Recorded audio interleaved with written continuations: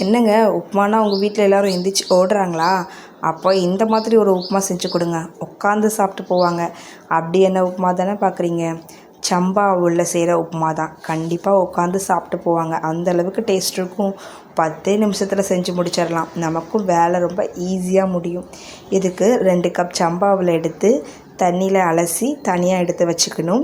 ஒரு 2 செகண்ட் தான் நம்ம அதை அவலை கழுவி எடுக்கணும். ரொம்ப நேரம் தண்ணியில் அவல் இருந்துச்சுன்னா அவல் ரொம்ப குழஞ்ச மாதிரி ஆகிடும்.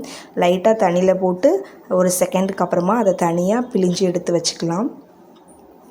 அந்த தண்ணியே அதுக்கு போதுமானது. நல்ல அவல் ஊறி போயிருக்கும்.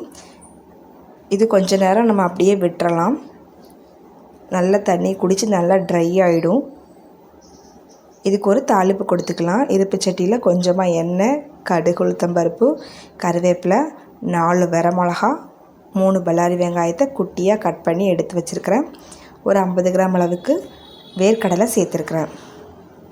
இந்த உப்புமா ரொம்ப டேஸ்ட்டாக இருக்கும். குழந்தைங்கள்லேருந்து பெரியவங்க வரைக்கும் விரும்பி சாப்பிடுவாங்க. வெங்காயம் நல்லா வதங்கிடக்கூடாது, கொஞ்சம் நறுக்குன்னு இருக்கணும். அப்போ தான் அதோடய டேஸ்ட் சூப்பராக இருக்கும். நீங்கள் முந்திரி பருப்புனாலும் சேர்த்துக்கலாம், சூப்பராக இருக்கும் அதோட டேஸ்ட்டு.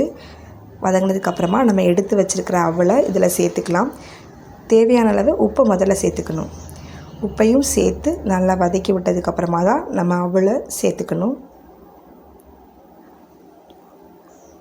நான் இன்றைக்கி சம்பா அவல் தான் எடுத்துருக்கிறேன்.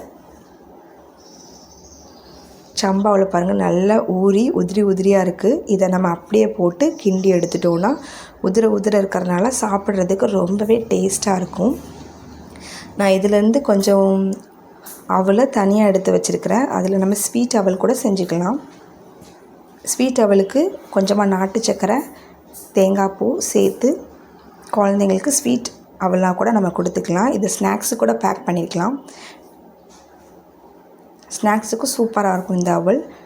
10 நிமிஷத்தில் பிரேக்ஃபாஸ்ட்டும் செஞ்சிடலாம், ஸ்நாக்ஸும் செஞ்சிடலாம். தேங்காய் பூ போட்டு சாப்பிட்டோன்னா இதோட டேஸ்ட் வேறு லெவலில் இருக்கும்.